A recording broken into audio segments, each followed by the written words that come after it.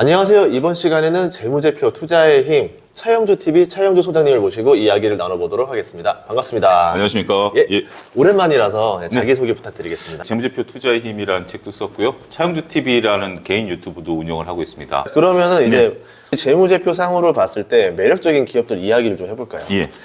자, 그러면 제일 매력적인 기업 뭐 어떤 게 있을까요? 2차 전지와 반도체를 구분해서 말씀드릴게요. 예. 저는 2차 전지와 반도체를 보는 지금 현재 주가 수준을 놓고 보면 예. 결이 좀 다르다라고 말씀드릴 수가 있겠습니다. 뭐냐면 반도체는 요 지금 코앞을 보고 있는 것 같아요. 네. 내년 상반기까지 엔비디아발 GPU에 대한 부분들 이런 트리거가 있다라고 보는 것 같고 2차 전지는 참 멀리 보시는 것 같아요.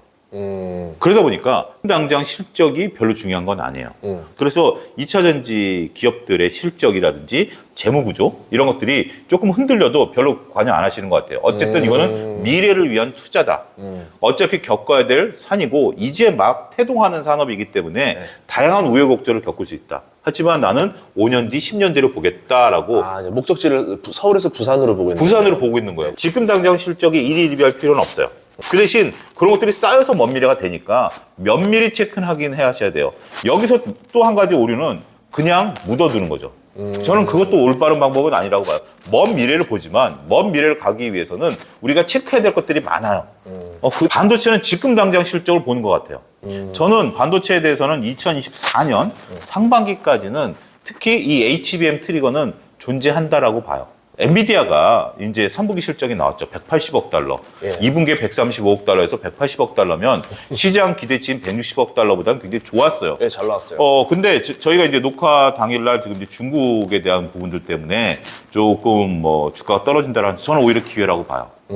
이게 내일 주가가 어떨지 모르지만 녹화 당일 기준으로 봤을 때 실적이 나온 건데 중국은 이런 부분들이 있어요. 올 상반기 때 우리 SK증권에서 나온 보고서를 보면 중국이 인공지능과 관련된 GPU를 대량 선구매를 했다라는 내용들이 있었어요. 예. 그게 왜 그러냐면 중국도 이제 알고 있는 거예요. 미중 간의 갈등 속에서 안 되니까 GPU는 열려 있으니까 무조건 GPU를 갖다 한 거예요. 그래서 우리가 GPU가 많이 팔렸다라는 것 중에 40%는 중국으로 들어갔기 때문에 약간의 거품이 좀 있었던 거예요. 초반에. 하지만 지금은 이걸 빼더라도 GPU가 내년 상반기까지 엔비디아가 밝히기에는 2023년에 20만 개 서버에서 40만 개 서버가 늘어난다는 거거든요. 그러면 어찌됐든 GPU가 됐던 샘 알트먼의 새로운 AI 칩이 됐던 뒤에서 웃고 있는 건 누구죠? HBM이죠.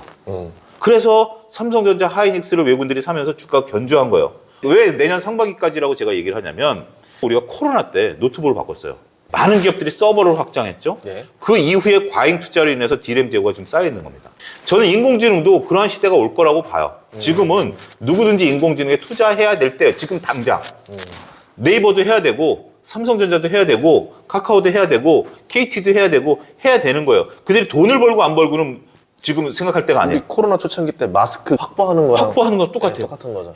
그런데 그러다 보면 과잉 생산이 돼버릴 수도 있다라고 보여지지만 HBM이 내년 40만 개까지 GPU가 늘어나는 것 때문에 가면 내년 상반기까지는 저는 트리거 있더라고요. 그래서 반도체 하시는 분들은 지금 밸류에 대한 논란들이 있긴 합니다만 주가가 견조한 이유 중에 하나는 당장 내년까지 보는 거고 내년 이후에는 저는 조금 반도체에 대한 것들은 생각을 접을 생각이에요. 지금은 좋다라고 보는 거예요. 근데 2차 전지는 지금 실적과 상관없이 정말 휴게소에 쉬어가는 거예요. 휴게소에 쉬어가는 거다라고 해서 그러니까 재무제표가 단순하게 3분기 실적, 4분기 실적에 따라 주가가 움직인다가 아니라 내가 어디에 초점을 두느냐요. 케인즈가 얘기한 미인이라고 보는 거죠. 지금은 반도체에 계신 분들은 이게 미인이라고 보는 거예요. 2차 전지는 서서히 미인이라고 보는 거죠. 그렇게 구분하시면 시간차가 존재한다. 네. 또 저도 재무제표 좋아하는데 그 PER 보면은 네. 엔비디아 같은 것도 보면 네. 2년 뒤에 PER을 계산해 봤더니 네. 23배가 나와요. 그 정도면 뭐. 근데 지금은 60배잖아요. 네. 그러니까 이게 2년만 지나면 이렇게 빠른 속도로 떨어진다. 네. 이런 기업들은 괜찮은 거예요. 그게 이제 PEG라는 거죠. 예. 그러니까 이제 그 60배인데 이익 성장이 이제 막 예. 3배씩 되면 300%잖아요. 예. 그럼 저평가되는 거죠. 테슬라 같은 경우도 예전에 PER이 1000배 막 이랬다가 근데 이 속도가 줄어드는 속도가 좀 많이 떨어지더라고요. 그런 것 중에 하나가 예. 영업이익과 영업이익률이라는 게 있습니다. 최근에는 저는 영업이익률의 증가율이 얼마큼 높냐라는 거죠. 성장은 해요. 테슬라도 성장을 하지만 성장 곡선이 조금 누워버리죠. 둔화된다. 둔화되고 있으면 메리트가 떨어지는 거죠. 전에는 영업이익률이 20%였어요. 두 자리였어요. 맞아요. 두 자리였기 때문에 현대차나 기아차보다 비교 우위에 있었거든요. 근데 지금은 영업이익률이 한 자리예요. 그럼 현대기아차랑 똑같은 거죠. 그러면 기가팩토리에 대한 비교 우위는 상대적으로 저조할 수밖에 없는 거죠. 그리고 제가 책에도 썼는데 자동차 같은 경우 경쟁이 심하잖아요. 경쟁이 심하면 기업들에게 압박을 줍니다. 물건을 많이 팔래? 돈을 많이 벌래? 둘 중에 하나를 선택하라는 거예요. 테슬라는 차를 많이 팔겠다라고 한 거예요. 그래서 가격 인하 정책을 펼친 거죠. 우리가 불황이 딱 닥쳤을 때는 많이 팔려고 노력을 하죠. 근데 쉽지는 않아요. 그러면 가장 많이 하는 게 많이 팔는 것보다 비용을 줄이자. 사람을 자르는 거죠. 그러면 20% 증가시킨 거랑 4% 비용 줄인 거랑 이익이 똑같아요. 최악의 경우는 가격을 인하했는데 매출이 안 늘어나는 거예요. 와, 그러면 적자로 전환돼 버립니다. 듣기만 해도 공포스럽네요. 그 주주는 경영진에게 내가 경영권을 위임한 거기 때문에 경영진이 어떠한 선택을 하느냐에 따라서 내 생각을 바꿀 필요가 있어요. 캐시플로우가 좋으면 이익이 단순하게 훼손돼도 상관없어요. 그런데 캐시플로우가 좋지 않은데 이익이 훼손된다?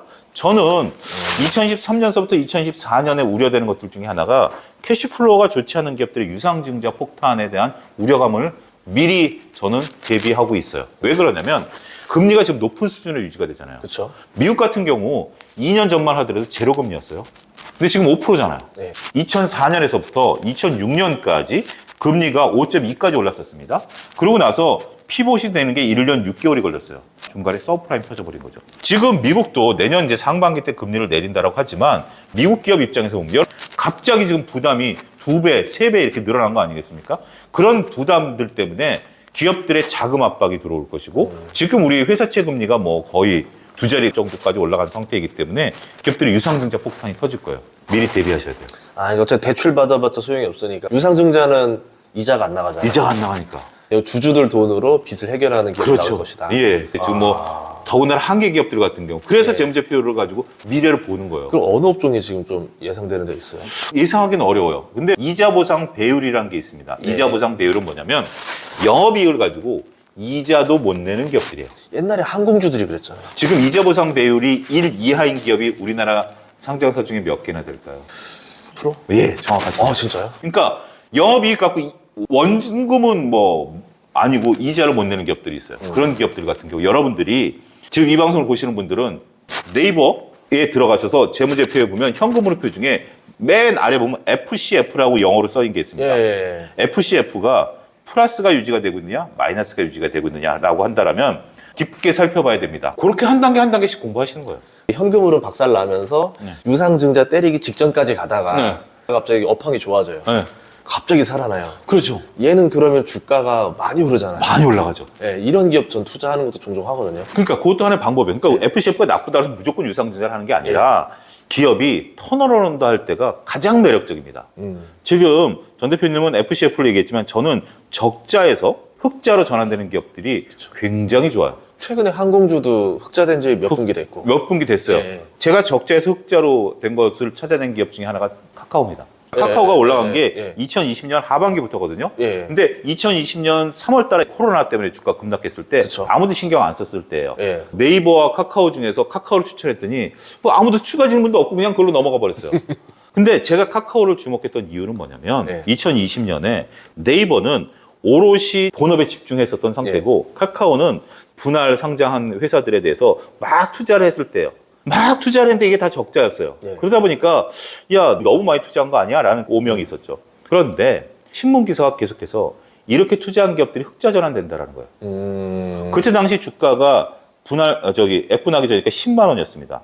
그때 5대1 했구냈나요? 그렇죠. 5대1에서. 아, 그러면 지금 주가로 하면 2만 원? 2만 원 정도. 야. 그러니까 예. 계속 이 상태였던 예. 거예요. 물론 이제 지금은 2만 원에다가 분할 상장한 것들 다 더해야 되는데 그때 예. 분할 상장하기 전이니까 아. 10만 원인데 10만 원이 어떤 10만 원이냐면 자회사들이 적자 난 가격이 10만 원이에요. 근데 자회사가 흑자 전환되면 이건 10만 원의 가치를 따지면 안 되죠. 그렇죠, 그렇죠. 더 올라가야죠. 예. 사자. 그러면서 이제 17만 원까지 갔다가 코로나 터지면서 13만 원 됐다가 그게 이제 그 뒤로 70만 원까지 와, 7배. 7배가 간 거죠. 물론 이제 유튜브 효과도 있고 했지만 예. 저는 적자에서 흑자로 전환된 이런 기업들의 퍼포먼스가 가장 좋습니다. 그 다음에 제가 이제 LG화학이 엔솔 물적 분할하기 전에 예. LG화학에서 적자 사업부였어요. 그동안 2차 전지는 적자 사업부였어. 애물단지였었습니다. 흑자 전환된다. LG화학 사라. LG화학 사라. LG화학 좋다. 그러다가 이제 물적 분할되면서 그러면 이제 아니다. 네. 그다음에 LG화학 또 한 번 얘기했어요.